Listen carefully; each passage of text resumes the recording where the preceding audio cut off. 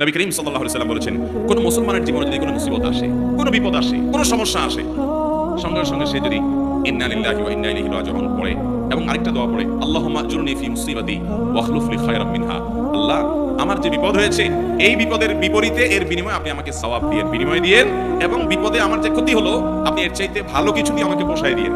এই দোয়া যদি কেউ পড়ে তো আল্লাহ রাব্বুল আলামিন তার ওই বিপদে যা ক্ষতি হবে তার থেকে বেশি দিয়ে তাকে অবশ্যই পুষিয়ে দিবেন। উম্মে সালামা রাদিয়াল্লাহু তাআলা আনহা, নবী করিম সাল্লাল্লাহু আলাইহি ওয়াসাল্লামের স্ত্রী, তিনি বলেন যে আমি নবী করিম সাল্লাল্লাহু আলাইহি ওয়াসাল্লামকে কিভাবে পেয়েছি তোমরা জানো?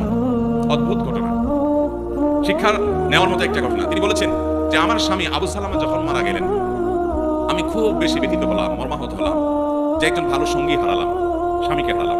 তো আল্লাহর কাছে আমি কেঁদে কেটেই নবী সাল্লাল্লাহু আলাইহি ওয়াসাল্লামের সেখানে এই দোয়াটা পড়েছি, আল্লাহুম্মা আজরনি ফি মুসিবাতি, আল্লাহ আমার মুসিবত এবং বিপদে আপনি আমাকে বিনিময় দিয়েন, বিপদ যে হলো এর বিনিময়ে আপনি আমাকে দিয়েন, ওয়াখলুফ লি খায়রাম মিনহা, এবং এই বিপদে আমার যা ক্ষতি হলো আমি যে হারালাম স্বামীকে তার চেয়ে বেটার কিছু আমাকে দিয়েন। আমি দোয়া আল্লাহর কাছে করে গেছি সব সময়। আল্লাহ তাআলা আবু সালামা আমার স্বামীর মৃত্যুর পর অকল্পনীয়ভাবে, অভাবনীয়ভাবে আমাকে মুহাম্মদ রাসূলুল্লাহ সাল্লাল্লাহু আলাইহি ওয়াসাল্লাম স্ত্রী বানিয়ে দিয়েছেন।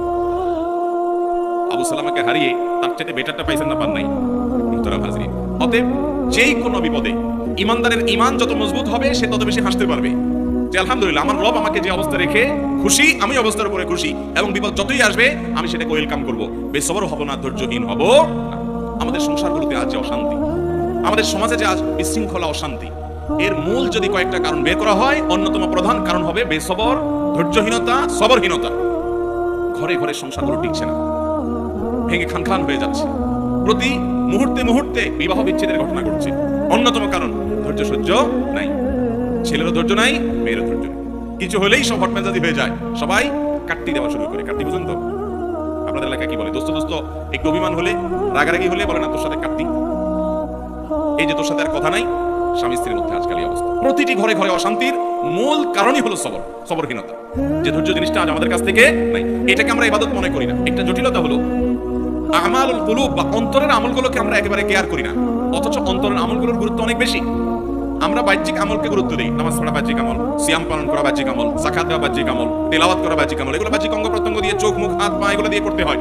কিছু আমল আছে যে আমলগুলো অন্তরের ভেতরে লালন করতে হয়, এগুলো দেখা যায় না, এর ভিতরে সবর অন্যতম। এই আমলটা যদি কেউ করতে পারে, ভিতরে যদি ধৈর্যটা আনতে পারে, এটা নিজের সঙ্গে নিজে সংগ্রাম করে করতে হয়, এর জন্য লড়াই করতে হয়, এর জন্য আত্ম সমালোচনা করতে হয়, নিজের হিসাব মিলাতে হয় যে আমি মানুষটা কতটা ধৈর্যশীল, কতটা ধৈর্যহীন, আমি কতটা হটমেজাজি হই, বউয়ের সাথে কয়বার আমি বদমেজাজি দেখাই। ওই হিসাবে তিনি চিন্তা করবেন স্বামীর সাথে কয়বার তিনি বদমেজাজি করেন, প্রতিদিনের হিসাব মিলাবেন, এরপর তিনি নিজের যোগ বিয়োগ করে নিজেকে সংশোধনের চেষ্টা করবেন। আমরা চেষ্টা করবো তো ইনশাআল্লাহ।